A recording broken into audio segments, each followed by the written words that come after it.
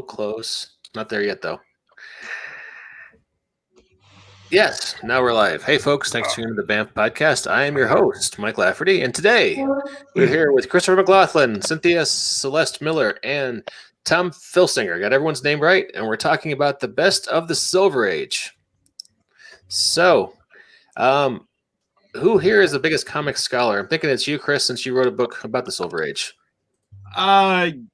Well, thank you. That's very kind of you. I always appreciate hearing good things about Silver Age, given that my own editors put in a disclaimer on the first page after I submitted the final manuscript. So, yeah, nothing like getting knifed in the back by your own editor. But yeah, but anytime I hear anything good about that book, I appreciate it. Thank you very much. No worries. I did write one about the Silver Age too, but I will bow to Chris's knowledge. Oh, he does know more than I do.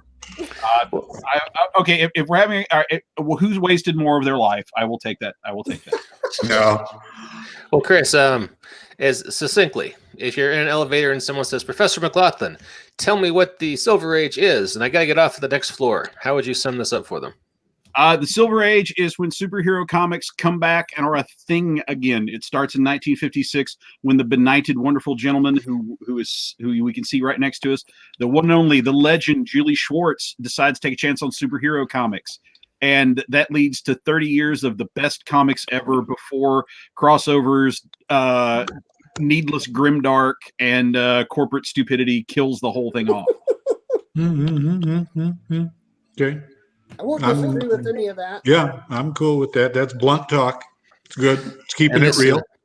This is Julie Schwartz holding up Time of Crisis, which is a epic adventure which Chris wrote for the Mutants and Mastermind system back in the day. Yes, many, and it's dedicated to Julie.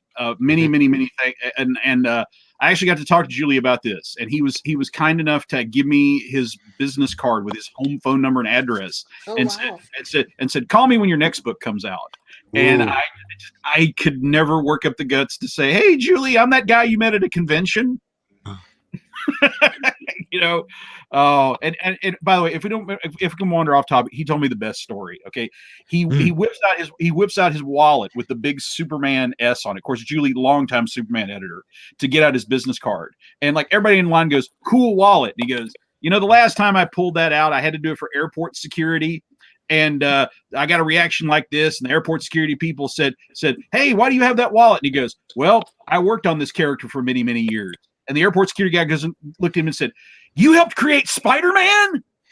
I bet you love that. The look on Julie's face was priceless. It was priceless. Anyway, yes, Time of Crisis is dedicated to him because it's my love letter to the Silver Age comics that he helped create and made possible. And then he was at San Diego Comic-Con the year that my dear friend Hal Mangold was there, and Hal Mangold took this. This photo is all Hal. Hal brought this over and said, "Would you mind taking a picture with this book that's dedicated to you?" So God bless Julie Schwartz and Hal Mangold, because I have this is hanging on. You can't see it, but on the opposite side of my webcam, this is hanging on a wall next to my Annie Awards. So yes, one of my most precious things I own. Thank you, Julie. Thank you, Hal. Nice. That's good. Beautiful. Thank you. Well, I am going to switch pictures and put up an assortment of various Silver Age titles. And I think this is the part of the show where we start asking people their opinion about the topic, which is what was the best of the Silver Age. Because we previously had this very panel on, I want to say, it seems like a year ago, but it was maybe 6 weeks. It was technically last year. Yeah. Back before the incipient Civil War and everything else that's happened in the interim. We talked about it wound up being the worst and the strangest of the Silver Age, and so we decided to focus on the positive and have one just about the best of the Silver Age. So I will flip through some covers here while we're talking about it. And Cynthia, since you are seated below Chris in our imaginary Brady Bunch grid, how about we hand the microphone to you to start off what you thought was the best of the Silver Age? All right. Well, as far as that goes, this is truth here. A lot of the DC Silver Age stuff, I'm iffy on. I mean, in terms of what I enjoy. I love the goofy gonzo aspect that they would do, how they would draw a cover and then base a story around the cover and all that stuff. but ultimately my heart lies more with Marvel in that era. And anybody who has ever read my book Omelet X, which was published in 2004, they will be able to definitely see that as my main Silver Age influence. But as far as that goes, as far as titles go, I'm gonna have to go with Amazing Spider-Man, particularly the Ditko and Lee era of it, and I love Romita as well. So I don't want to exclude that, but I'm telling you, that is some of the stuff that just really, because I got to read a lot of my dad's when I was growing up. He had a lot of the early Spider-Mans, including the first appearance of Doc Ock and all that stuff. So I got to, even though that was a little before my time, that's what I grew up on, is his leftover comics. And then when I started getting my own allowance in around 78, I started, spending my own money to get comics of my own. But until then, that was what I cut my teeth on. And he had more Spider-Man than anything else. And look at that Ditko art. Yeah. The way that Spider-Man with no obvious facial expression is still right. is still going, oh crap. Mm-hmm. I love Ditko's work. It has this rough hatched view, like look that like Kirby and those guys didn't have. And Kirby's my favorite comic artist of all time, but there's something about Ditko's that forms like the perfect counterpoint to Kirby, in my opinion. Oh, absolutely. And Stanley made a good choice in going with Ditko over Kirby for the Spider-Man comic, because Kirby drew the first version. If you probably know that story, and that's not what Stan was looking for. And Ditko's role in developing the cast and developing the whole thing has been underrated. Yes. He really created, J. Jonah Jameson, Betty Bryant, the soap opera element, because, he would draw it and plot it, send it back to Stan, and Stan would put the dialogue in. Yeah. And the dialogue was great, but, Ditko's role was immense in building that mythology. Yeah, and if we believe Sean Hayes' Marvel Comics The Untold Story, at some point in the process, Ditko just started handing in completed issues, dialogue and everything, and just here. And Right. Stan, either because they were really good or he didn't want to start a fight or because he was happy to get a break. At least according to Hayes, at some point, Spider-Man became all Ditko. Yeah, that sounds right. In fact, the credits even evolved at some point. There's a couple issues in the 20s where it says edited and dialogue by Stan Lee, and then plotted and drawn by Steve Ditko, just a few times. And I think that was part of the point of contention that drove them apart, actually. Yeah. And, creators have that issue. It happens, but it's too bad. But it was fantastic because, while Steve was there, he built that from the ground up. We never heard much from Ditko because he was a private person. But, think about that too. Steve Ditko could have been doing conventions and making money hand over fist, and he didn't do it. He preferred privacy and solitary life, and he didn't even try to get his side out of that story. Have you ever heard the Mark Evanier story about meeting Ditko? Who? What? Mark Evanier, comic book historian. He got a personal meeting with Ditko, got into Ditko's living space and all that. And I think I did hear that. And Ditko was drawing while they were talking. And he was cutting up his art, and like artists tend to, he had a panel behind him for cutting, and he noticed that Ditko was using original Amazing Spider-Man art as cutting boards and was just cutting them to pieces in front of him. And he literally said to him, do you know what that is? And he goes, yes. And he goes, do you know those are worth like tens of thousands of dollars? Possibly. Yes. And he goes, can I have one? And he goes, went right back to cutting it, literally cutting it to pieces in front of him. Oh, wow. My God. Interesting. That's heartbreaking in a way. I know another bone of contention among many between Stan and Steve Ditko was the identity of the Green Goblin. Yeah.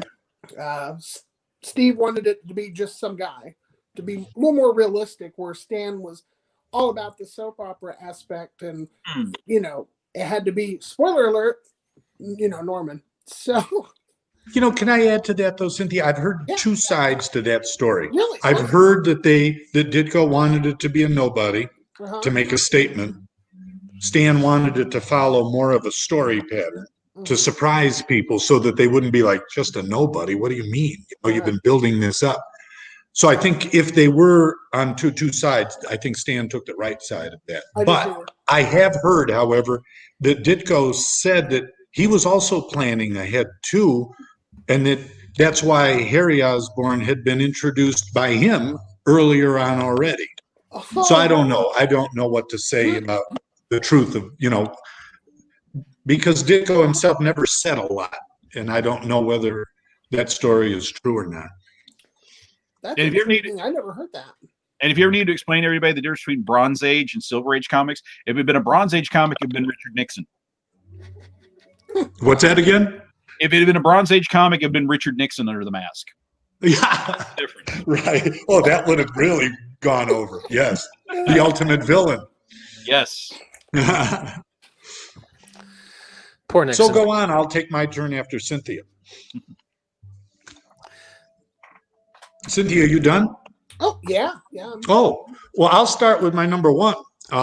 In fact, I think it's the most significant year in the history of comics, outside of the beginning. The beginning is the first, the Superman, 1938. But, and then, there are different levels of significance. I think what Chris brought up is tremendously significant, that Julius Schwartz opened the door, and DC did, to superheroes coming back. And then Marvel really came through that door and changed the industry with the way superheroes are presented. And I think the year that stands out, can you guys guess what title I think it's going to be? What Marvel title where in 1 year comics just simply took a 1961. quantum leap? Not the year, the exact title. Fantastic Four #1. Not #1, but yes, I agree with you. It is Fantastic Four, but I think it is the year about 1965.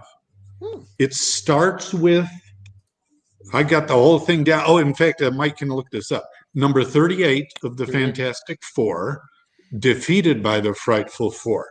Now, before that, Fantastic Four stories were still basically one issue. Yes. Suddenly, within a year, the Fantastic Four and the whole Marvel Universe matured significantly. Kind of like when the Beatles come along and change the whole landscape, because they were defeated by the Frightful Four. Now you've got a story that continues.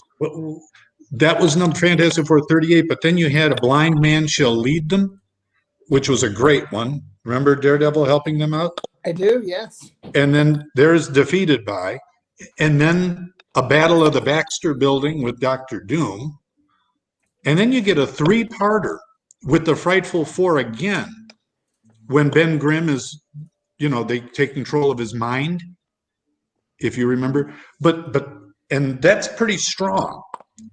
But then it takes off with number 44, where the Inhumans are introduced. Ooh.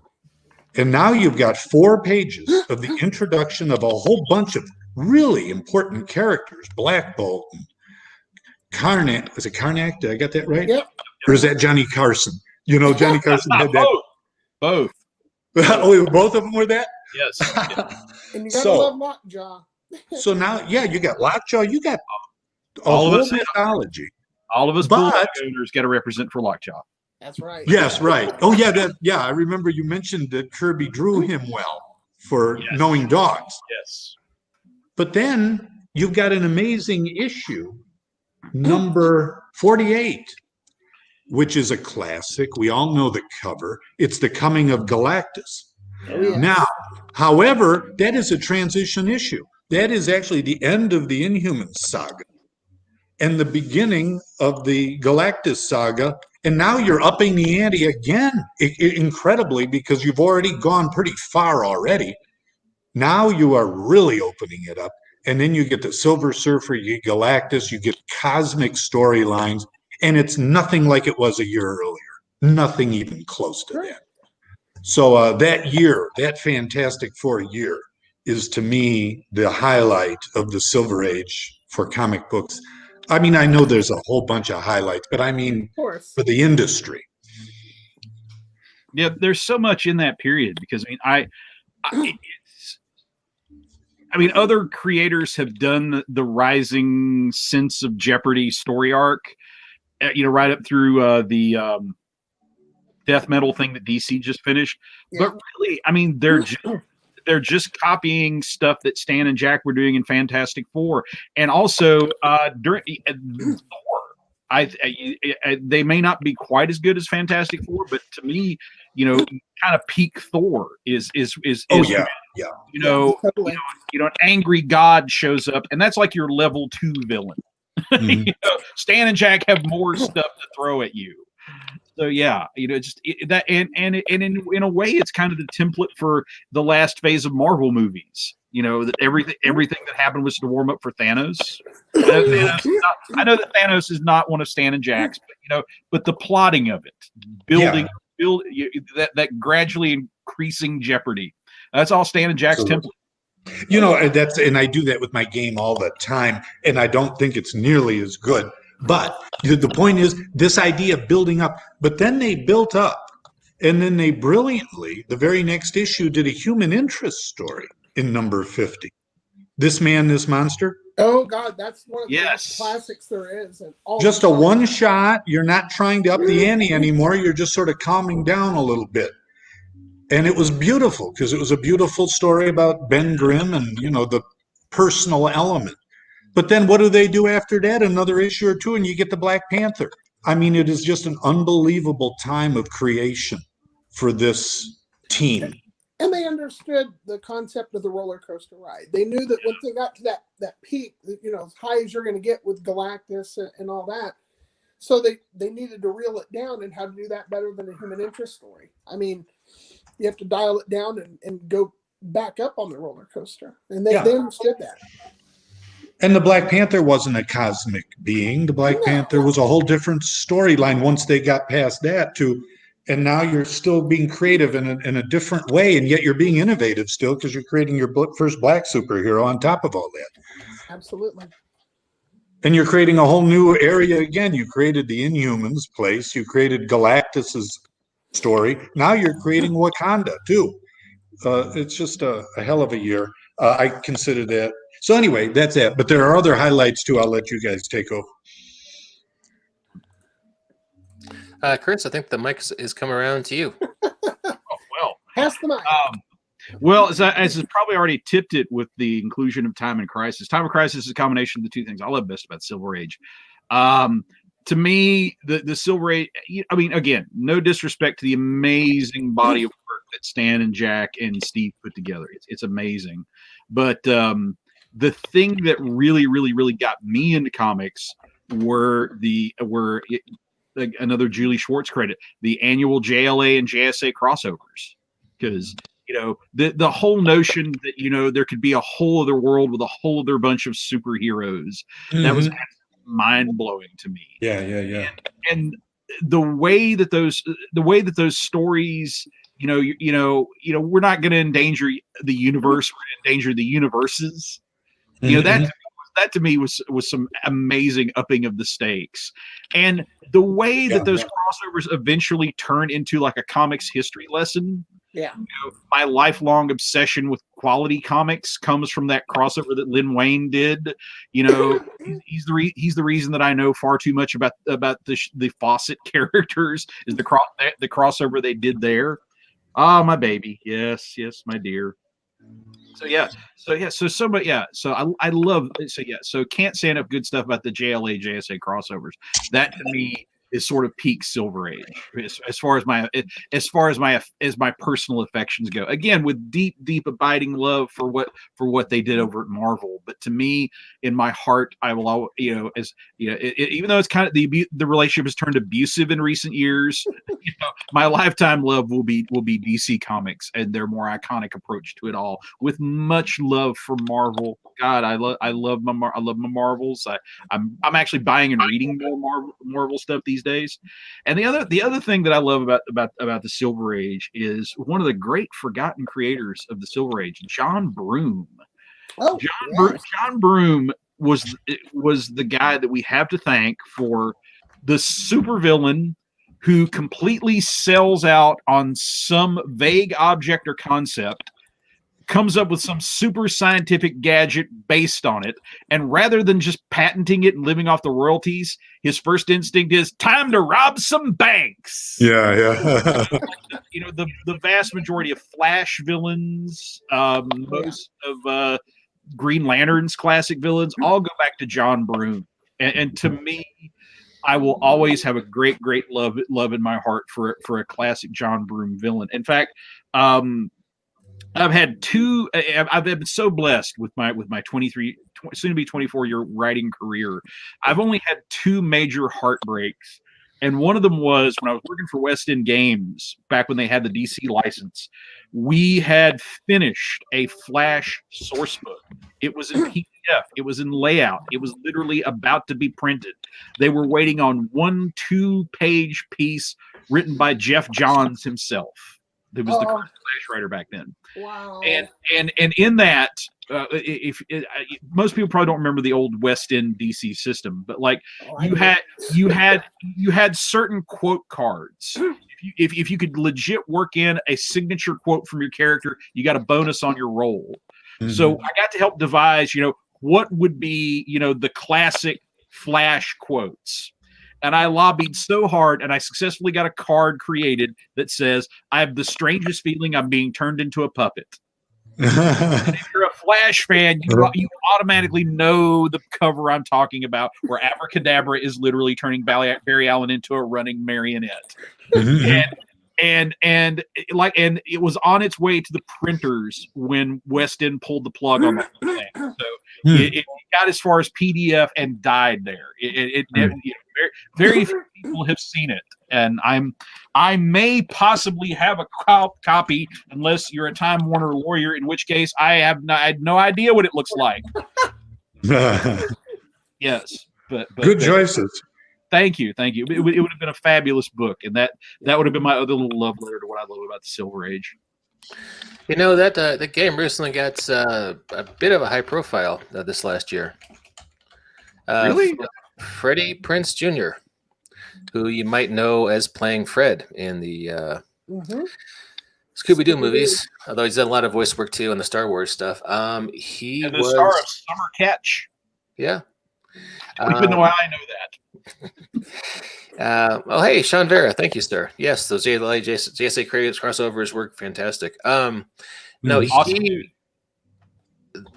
Lots of people have started doing streams of like actual playing tabletop role-playing games, and Freddie Prinze wanted to get into it because he's a big old geek. He's married to Buffy, go figure, and that was the game he wanted to play. He didn't want to play anything more recent. He just wanted to play that game. You wanted to play the West End version, not the Mayfair version? I thought it was the West End version, but I didn't actually see the stream. They didn't highlight the system a whole lot, from what I understand. It was, God love me, kind of role plays the way I do, where the system is kind of just a leaping off point for corny jokes. Because if he's doing the Mayfair system that Greg Gordon developed, and that Ray Winninger wrote all that top, and even Alan Moore wrote stuff for the Mayfair version.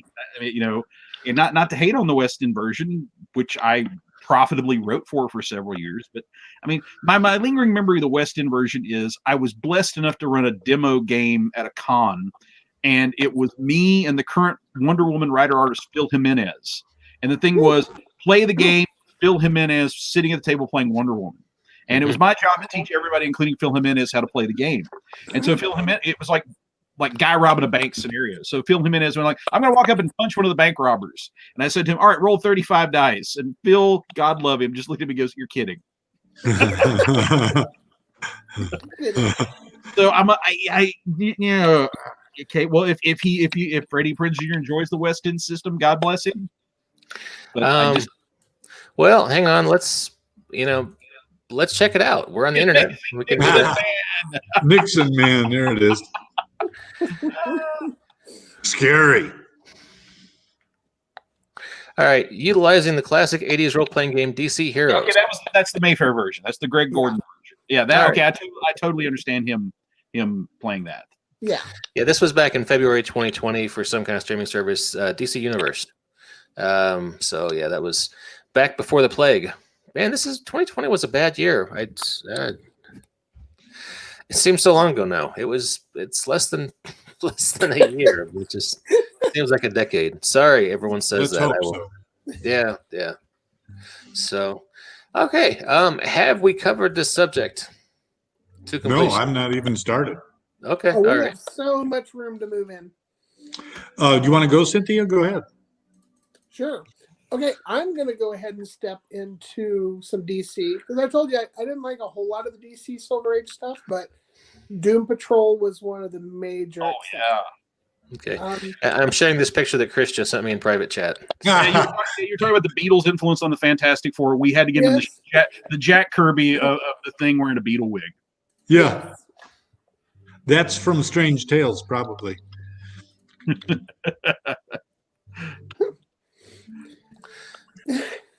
So Silver Age Doom Patrol. Let's talk about it. Yes. I fell in love with that, and I just found like one issue of that at a garage sale when I was young. And it was I wish I could tell you what issue it was actually. I was really young at the time.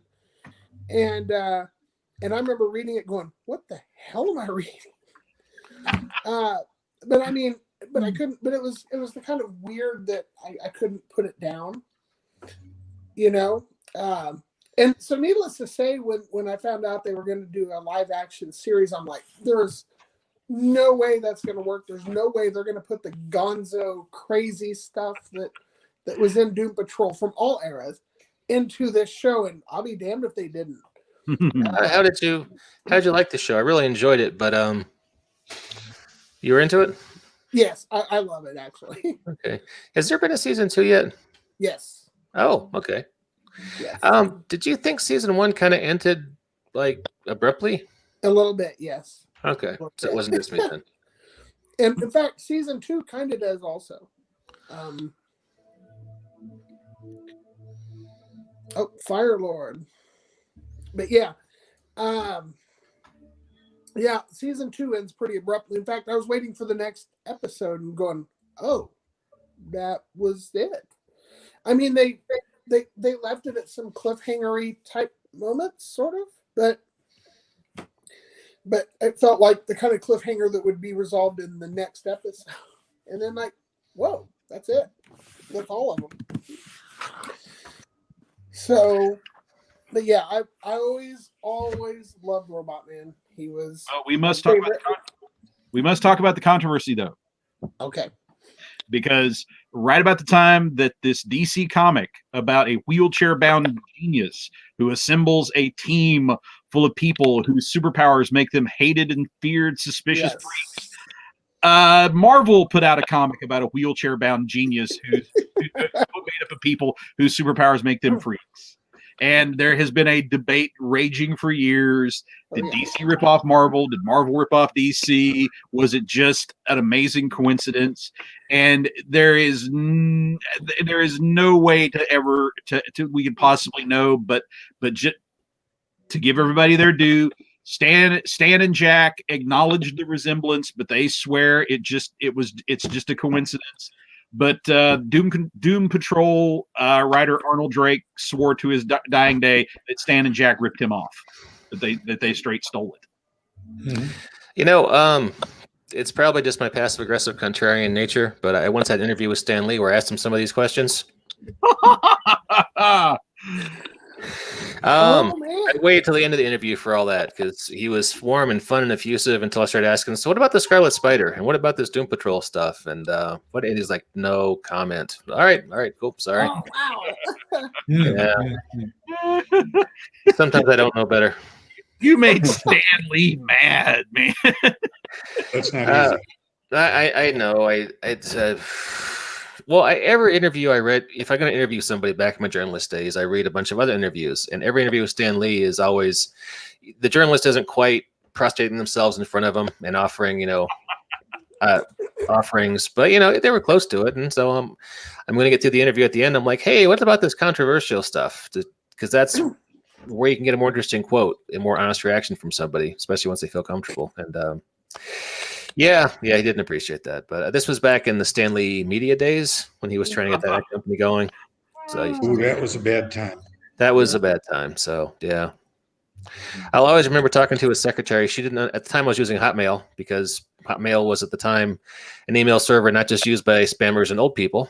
And it was the early 2000s, and she got offended that my email address ended in Hotmail. She thought it was a sex thing. Yeah. Fun note: I've seen more. I work at a small town newspaper as a graphic designer for my day job, and I have never seen so many Hotmail addresses since like 1999. I mean, because all of our subscribers, or most of them, are seniors. Yeah. And just so many Hotmail. I was like, I didn't even know they were still around. But oh yes, they are thriving in the over 65 market. It's not the way certain services get real popular with certain segments of the population. But yeah. Anyway, that was a huge irrelevant tangent about the time Mike pissed off Stan Lee, who's a lovely old man. So let's move on with the subject of Silver Age. Were you going to ask? Sure, Stan, I'll go. were you going to ask Stan about the time you posed nude for the Marvel magazine? Okay, all right. No. But there is a picture like that from the time of the late 70s. It wasn't nude. It was not nude. I mean, he was covering up the parts that matter. It was more Stan than we're accustomed to seeing. We'll just say that. Yeah. So anyway, here I got some more. Before I go on, I want to, give my due to all the companies of that time. I focus on Marvel, but I acknowledge everything that DC did. One of the things that got me interested was those wonderful 80-page giants. Those were, to me, I don't know, they were just perfectly put together that were so enticing. The covers were great. They gave you all kinds of potential stories in there. And then with 80 pages and a lot of their short stories, you got a bunch of stories too. So it was a nice way to get caught up on some past stuff. I thought that was fantastic. Let me just quickly add, I thought a lot of the lines were great. I thought Archie comics were great. I'm not going to name any one Archie comic because they were kind of interchangeable some ways. But think about the sense of humor they had to have. Now think about this. No, really. Every cover was a joke. And they had something like 20 or 25 titles a month. Every book had at least a few one-page jokes. Then they published entire books of one-page jokes. Archie's joke book, Betty and Veronica's joke book, Reggie's joke book. And think about what those guys must have been like to be around, to be able to come up with constant jokes like that, in addition to all those stories. So anyway, I thought they did a great job. Archie did too. They were a nice way to get away from the superheroes just for a change of pace. Did you guys like Archie comics or not? Oh, I appreciated them, but they were never my cup of tea per se, really. Nobody else here. Chris, you didn't read Archie's then? I actually have read. Okay, technically speaking, I may have read more Archie comics than anybody else in this room, because back in the 1970s, when my entire family, including occasionally me, were attending a charismatic Baptist church, I'll never forget the day the minister came up to me and says, "Young man, I hear you're into the funny books." Yes, sir. Is that bad? Is that a sin too? He goes, "No, we just got an entire crate of funny books, and we thought, would you like this entire crate full of funny books?" Ooh. I took them all home, and it was all Archie comics, which I was fine with, but they were the Archie Comes to Jesus comics. Oh yeah, I don't remember that. It was 70s, early 80s. Yeah. That's good. The ones where like Archie and the gang are hanging out on the beach, and Jesus comes up in his Boss customized 70s van. What? Yeah, You're kidding me. No, these were when Archie Comics put that out? Yes. Yeah. When I was 7 years old. Yes. Wow, I never remember any of those. And what was even weirder were the ones that didn't have the Archie characters in it, There was one in there that the great comedy comics website Ape Law picked up with, but it's Hansi, the girl who loved the swastika. Whoa! And it's about a girl. It's about a girl's transition from loving Hitler to loving Jesus. Oh my God! Nothing like an Archie comic. Yeah. So I went through that entire case. So yeah. So yeah. Yeah, so, wishing there were some superhero ones in there, probably. Yeah. it was a little different than what I was getting in the Avengers at the time, Well, then, having given my nod to Archie, I also want to say Harvey Comics too, because I got a kick out of a lot of their characters. They're, again, simple, interchangeable stories, but charming characters. So, what is that? Hot Stuff, Casper, that whole crew. I thought that was another. But okay, now I'll get back to Marvel. I gave you what I thought was the highlight was the Fantastic Four. After that, I've got something underrated here. When Steve Ditko left Marvel, the real lost people, hey, there's those nice, charming. I used to buy them for my children. Nice, just fun stuff. I'd read them with them. And some fond memories I have of reading Baby Huey to my daughter, Wendy, all that, because they're charming little stories. They're, like I say, interchangeable, simple. You read one, you read them all, kind of. So anyway, back to Steve Ditko left, and people were like, oh man, too bad because of Spider-Man, too bad because of Doctor Strange. I thought was very underrated run, and it was only about 8 or 9 issues, was when he did the Hulk in Tales to Astonish. Now, I don't know if you remember that. He introduced the leader, and it is 8 or so stories that were all totally connected. It was soap opera, never one at a time. It was always a cliffhanger, and it was always about the relationships, too, between Thunderbolt Ross, and then you got his daughter, and then you got Glenn Talbot being brought into the picture. And it was, I thought, just fantastic the way it was going. I thought that was a loss. I would have really liked to have seen where he was going to keep going with all that. Because then Jack Kirby took over, and then somebody else, and then the book kind of lost its focus because you had more artists coming in. So anyway, I don't know if you remember any of those. Do you remember the Titan rides the train? And a little bit of it. I've not a bunch. I recommend going back because he also did Hulk number 6 with the Metal Master before. Now that's the Hulk in his own. Look up Tales to Astonish, like number 65 or 65 or 66, something like that. Those are the ones. Tales to Astonish in the 60s are the ones I'm talking about. So, I thought that was a great run, and I'll leave it hanging since I guess we're looking for a cover. That's the time that Giant Man was the other feature, and Giant Man was running out. They were going to move to the Submariner after that. But see, those Hulk books, though, the Hulk stories were great. And like I said, the leader was introduced in that. Again, Ditko's creating the foundation upon which the whole Hulk mythos will go forward. The boy who loves burning crosses, right? Mm-hmm. Well, okay, then there's that Hulk run. Then after that, Thor was brought up. I thought Thor by Lee and Kirby was amazing. Yeah. Kirby could really let that cosmic thing go and combine it with mythology, and he made it work perfectly. Yeah. And you had that era where the Absorbing Man's introduced, and he's in and out there, but he was kind of scary back then. He wasn't like a B villain yet. He was still strong. And then you had the Trial of the Gods, and Thor versus the Hulk is in there. It's like number 112 or 113. Hercules is introduced, and strong run there, I think, too, by Lee and Kirby on that. Yeah, absolutely. And I love the backup stories that was it Tales from Asgard or Tales from Asgard 1 and 2.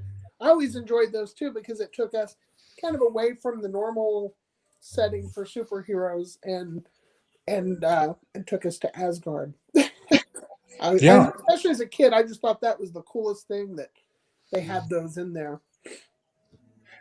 Yeah, and those continued to have that element of constant references to past issues and building story arcs slowly.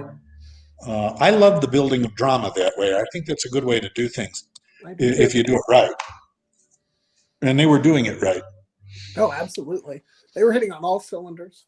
Oh, no doubt. And Thor was strong. And then, let's see, like I said, those Hulks I thought were, and I think they're underrated, Ditko's, because Ditko couldn't draw everybody. Ditko was really a niche kind of an artist. And he's superb at Doctor Strange, superb at Spider-Man. You give him the Fantastic Four and they don't look right, or you give him some other characters and it just doesn't work as well. He's one of those guys, you got to give him the right project to really make it work. And they did. All right, what else? Doctor Strange. I love. Oh yeah. The visuals. Oh. That's why I was thrilled when the movie came out, and I'm not talking about the 1978 movie. Yeah. I would. What? I would. But those visuals, I mean. Oh, there's Ditko's Hulk on the last issue of the Hulk before they canceled that. Yeah. I blame putting the Hulk in a Speedo.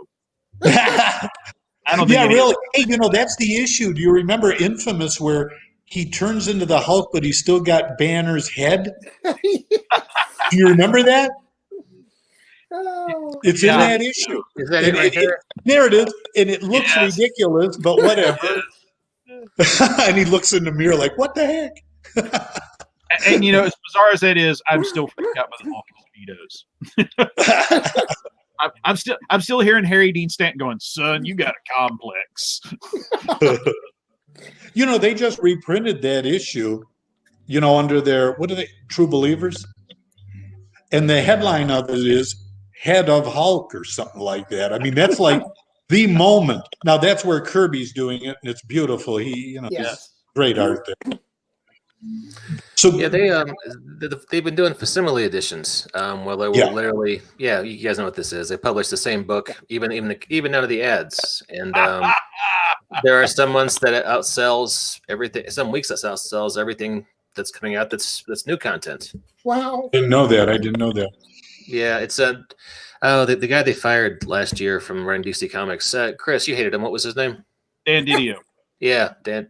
He hated them, but they made money, so he had to keep publishing them. But I love them. I keep doing it. What's the negative? It's a very interesting parallel to what you see going on in our other obsession, pro wrestling. Yeah, it's like the only time anybody will tune in to watch a pro wrestling show is when Hulk Hogan, Ric Flair, or Sting, or somebody shows up, or The Rock, and you see the gap between what a wrestling star was like 20 years ago versus what they're putting out there today. And nobody running wrestling these days seems to pick up on that's a problem or why it's a problem. Just like people running comics today can't pick up why their best sellers is stuff from 50 years ago. To be fair, with wrestling, a lot of it is in the booking rather than because there's some amazing workers and amazing talkers out there. Kevin Owens, sure, of course, Kenny Omega, whatever, but. A lot of it is that the WWE model has become they don't want breakout stars. Mm-hmm. They want the product to be that way. If one ever leaves, they're not quite in the lurch. That's a McMahon thing. Yeah, if they leave and go where? Yeah, right. Well, nowadays the Indies is a pretty viable alternative. Well, pre-pandemic, viable alternative. You have New Japan. Now AEW is hitting pretty good. I guess even MLW is doing pretty well. And so there are more alternatives now than there was anytime since the territory days. We'll have to do that sometime if we ever can open up to talking about things like that. Yeah.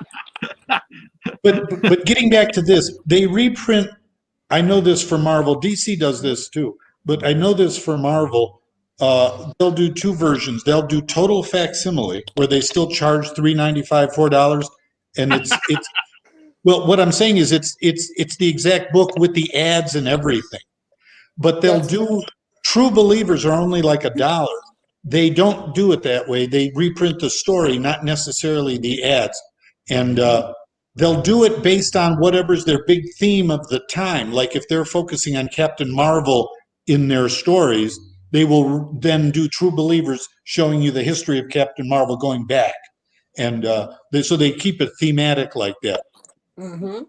Like they're That's doing cool. it for Back in Black right now with some characters that apparently historically are important for the Back in Black theme. Yeah, I think I saw a collection or retro material that featured Vision and the Scarlet Witch because of the stuff on Disney Plus right now. You guys watch that? Yeah, I watched the first 2 episodes. Okay, I'm hoping it pays off later in the season. So do I. So yeah. Anyway, not to digress. So Okay.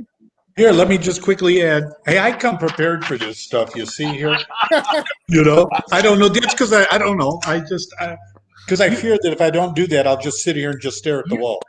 You have actual lecture notes when you teach. More than I do for my classes. I get up there for an hour and a half and just wing it. Look at me. Here's my prep. There you go. Yeah. Our teaching styles. There you go. Those of you who've never had me or Lots Tom of in game class, mastering there you go. A little sneak preview. There you go. There you go. So I got also here, of course, Cynthia mentioned Spider-Man, and I think the peak there, even Ditko, who was not inclined to extended stories, his best is one, though. Well, I shouldn't say his best, but it's one of my favorites. It's the one that ends with Spider-Man lifting all that weight off of him. Yeah. Oh, God, classic. The final chapter, but that was a 3-parter. Yes. You almost forget that Dr. Octopus was in that. I mean, but he was the main villain. But that moment is what people remember, and Ditko did that perfectly. And it was right at the peak. That's at the same time that Galactus is happening. That's the same time that everything else is peaking, So that was getting to be towards the end of Ditko's run because he was done by the end of the 30s. In fact, I would put that, honestly, that particular scene, prolonged as it was, I would put that in maybe the top 5 most iconic Spider-Man moments. Yeah, I agree. Yeah, I'm with you. Then I want to throw in a personal favorite. When Giant Man was booted out of Tales to Astonish, they brought in Namor instead. I loved that because you had 2 anti-heroes in one book.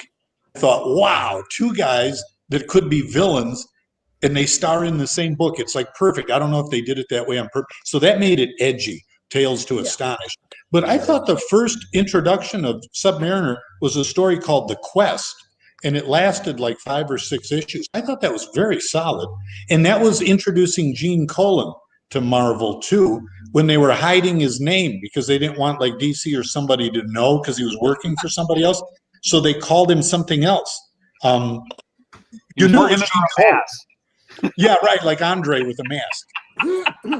Right? Yeah, his artwork, you can't mistake it for anyone else's. But they called him, I know, Adam Austin. That wasn't his real name. No. And you knew it was Gene Colan because he had that. I love Gene Colan. I admire Kirby. I admire Ditko, but I love personally Gene Colan. It's just a personal. Harlan Ellison loved him too and asked him to draw a Batman story that he scripted. Do you remember ever hearing about that? No. You know Harlan Ellison, right? Obviously you do. Yeah. Definitely. So Harlan Ellison did a Batman story. He requested Gene Colan. Wow. You might want to look that up. It's in a compilation I've got. Yeah, I got to meet Harlan. I got to meet Harlan, actually. Yeah, he's a cool guy. I mean, you like him, don't you? Or you got a problem with Harlan? Well, okay, all right. The circumstances of our meeting. Okay. There was a guy in front of me, and he kept cutting line to keep asking Harlan to sign the same book because it was some comic that Harlan had written, and it was a silver cover, and this guy kept insisting that Harlan sign it in silver ink. And this guy kept cutting line to come back and say, "Your signature faded. Would you do it again?" And Harlan, it was amazing. He was signing and eating a double cheeseburger without missing a beat. Harlan finally snapped at this guy. This guy fled the room, and it was like Harlan's profanity was like homing profanity. It would like turn the corner and chase him. And Wow. I wish I could do justice to it. But the last thing I remember him saying was Harlan stood up and yelled, "And I'm glad I got grease in your goddamn comic." And then I'm next in line. Oh, no. It's like right after that, I'm next. Yeah. Well, it had to be uphill from there. And I handed him my book to sign, and at the time I thought the coolest thing in the world was I had a copy of David J. Scow's Outer Limits Companion, and it had in the section on the episodes that he written, it had that's good. Harlan gave David Shaw the list of censorship comments that he got from the ABC censor, and that happened to be the page that I had it on. So the first words Harlan Ellison ever spoke to my face was, "Why the fuck do you want me to sign this?" Hey, and I was like, because this is a reminder of the stupidity that you've exposed throughout your whole career, and I think we owe you a great debt for that. And he went, "Okay." you gave him a Harlan answer. That's good. Yeah. And I wrapped up by saying, "Always good to meet a fellow Junior Justice Society member, sir." And he smiled at me. I have caught the conscience of the king. And I ran out of that room before he had a chance to change his mind. There was no way I was going to be the next "I'm glad I got grease in your goddamn book" guy. Yeah. So yes, that was my encounter with Harlan Ellison. Well, that's perfect. You got the Harlan experience. I did. You know what I recommend to you guys? Look up on YouTube when Harlan talks about when he met Frank Sinatra. Yes. Oh yeah. Oh, you've seen it? Yeah. It's a hell of a story, and he tells stories good. It takes 20 minutes, but it's worth it. There are a lot of Frank Sinatra stories much like that one.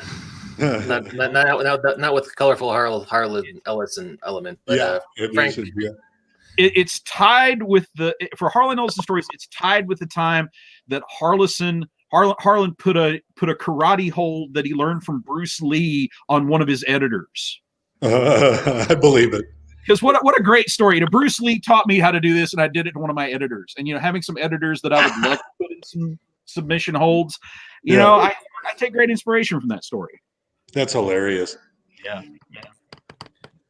I forgot what it was Gene Colan. And we couldn't figure out how to pronounce it. I just say Gene Colan because I don't know better. But, I don't know. I don't want to open up another topic. The great artists of the Silver Age, or maybe that's another day. Mm-hmm. That could be a whole other subject because, that's a fertile field, my friend. It sure is, because there's a lot of people we haven't been talking about. The headliners, obviously, but then there's a lot of more DC too. A lot of those artists. Kurt Swan, all those guys. Yeah. I keep forgetting the name of the one that drew Superman that I liked. He was very stiff. Wayne Boring. Yeah, I liked it, but it was stiff. He would draw Superman flying, but really running. Yes. In the air. And I thought it was beautifully elegant. Yeah. I'm more of a Kurt Swan guy, but Boring, I like is okay. Oh, I love them both. Boring, though. They're both good.